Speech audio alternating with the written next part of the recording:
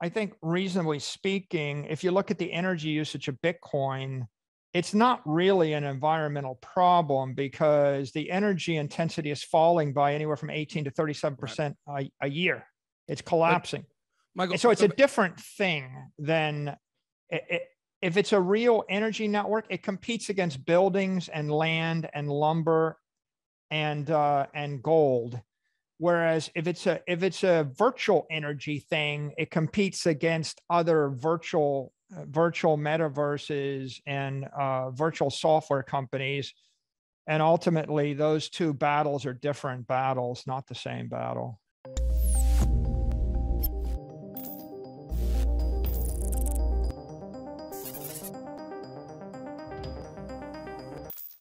Bitcoin prices have fallen to less than $40,000 once again by consistently fluctuating and have reached their lowest in roughly 2 weeks.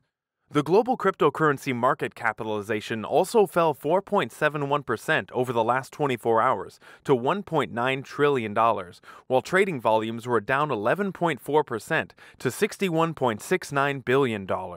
During this period of volatility and crashes, many people are confused whether it's the right time to buy or sell.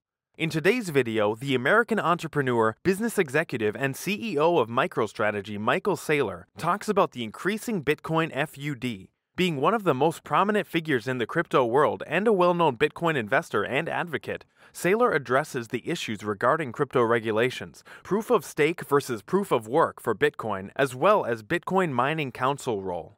Hello and welcome to Money Talks. Today's video is special as Bitcoin guru and evangelist Michael Saylor discusses key issues and problems related to Bitcoin that have led to fear, uncertainty, and doubt among the crypto investors. If you like the video, don't forget to give it a thumbs up, subscribe to the channel, and turn on the post notifications. Let's dive right into the video. The problem is if you're a public official, if you're a mayor, a governor, a senator, a congressman, and if you stood in front of Congress and said, I really think Facebook stock is a better store of value than the US dollar, or if you said, I want everybody in my city to own Twitter stock, people would say, it seems like a conflict of interest. yeah, 100%. Okay. So ultimately, if you look at the crypto economy, it's, at the foundation will be commodities that are universally acknowledged property. And then you can stack on top of those things securities or other, and there are other protocols, by the way, Lightning protocol, other protocols that may not have a token, they have a place too.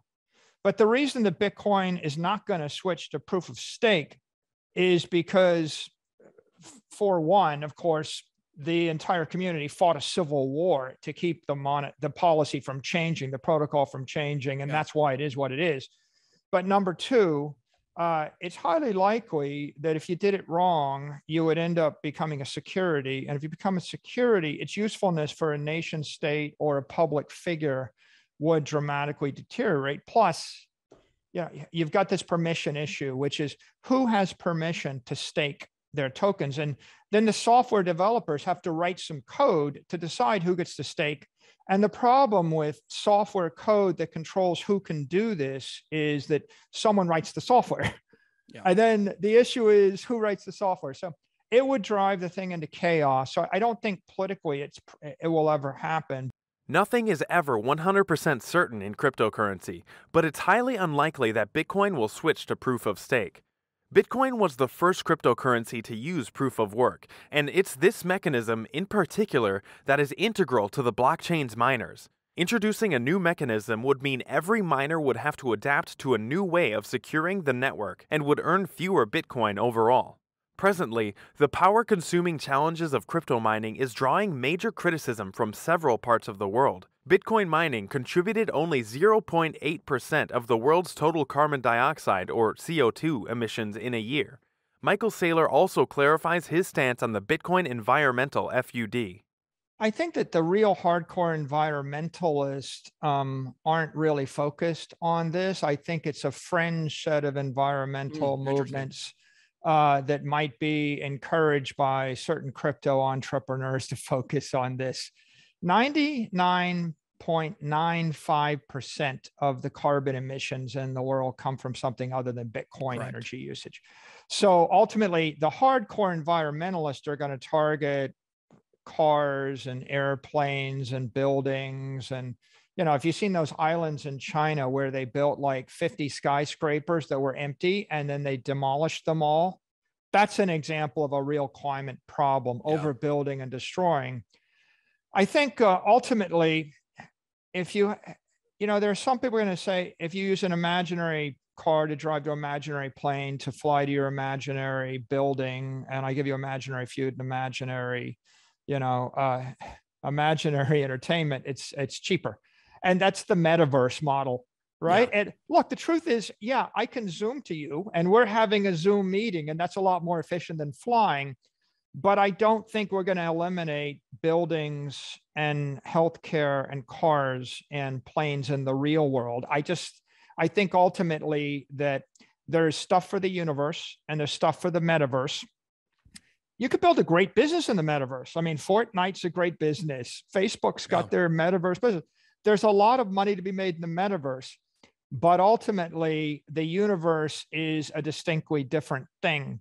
So I don't really think the people that are interested in carbon emissions are going to find a solution, because of course, eliminating Bitcoin keeps 99.95% of the carbon emissions. They don't really solve their problem. It's a rounding error. And the people that are concerned about energy usage don't really solve their problem either, because 99.9% of energy usage is not Bitcoin. And Bitcoin energy usage is falling 18% a year or more because of the protocol. So ultimately, I think it's noise and it's FUD. Will government ban cryptocurrencies? This is a key narrative that has been doing rounds for quite some time now, and Saylor has a clear, curt answer to those spreading these false rumors. I do think it's pretty obvious that the world wants digital currency. And I think the good news here, Ben, is that there's kind of universal agreement that digital currency is cool and useful. And here's an important thing chasm we crossed over 18 months.